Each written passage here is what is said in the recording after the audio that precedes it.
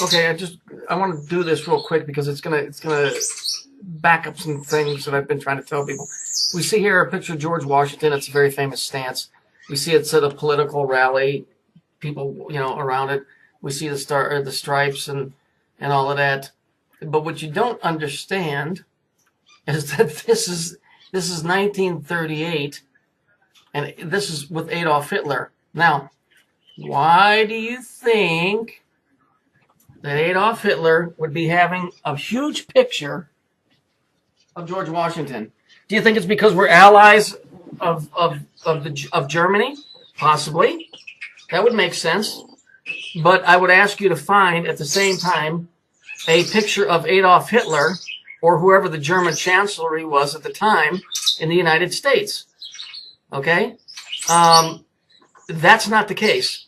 It's because of what this guy represents that he's being shown in Nazi Germany.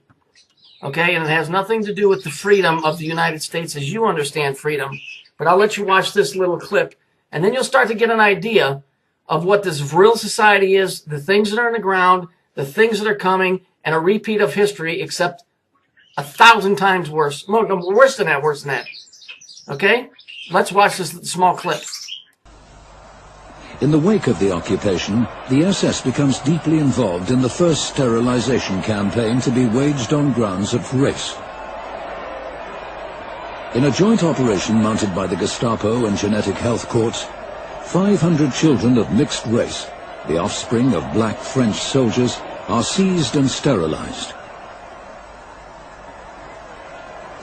It is a grim warning of horrors to come.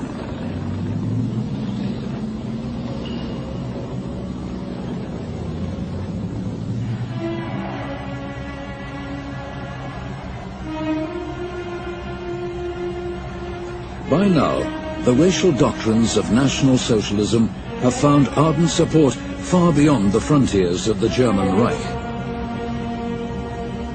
In the United States of America, the German-American Bund, led by Fritz Kund, is secretly supported by the German Foreign Office.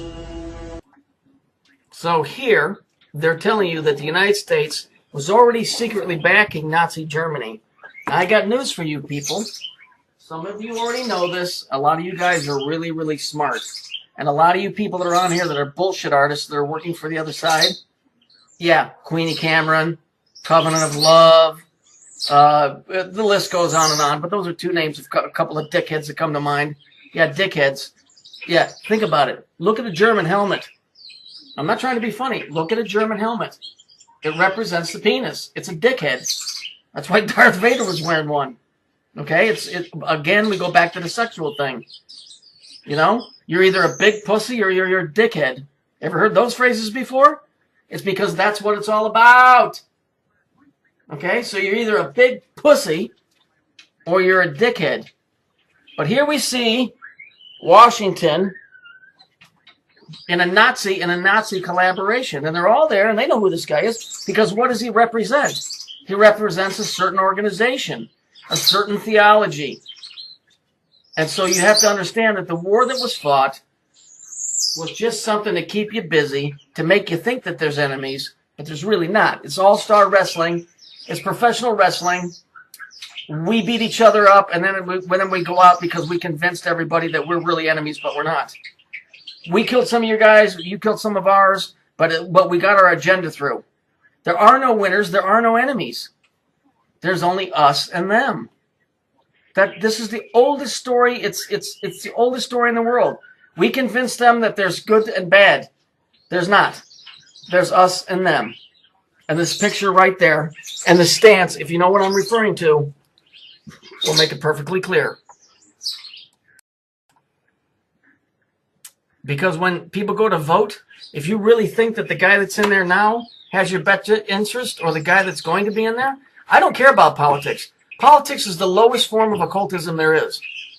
You know what? I ain't got a bad thing in the world to say about a Barack Obama. I ain't got a bad thing to say about any president.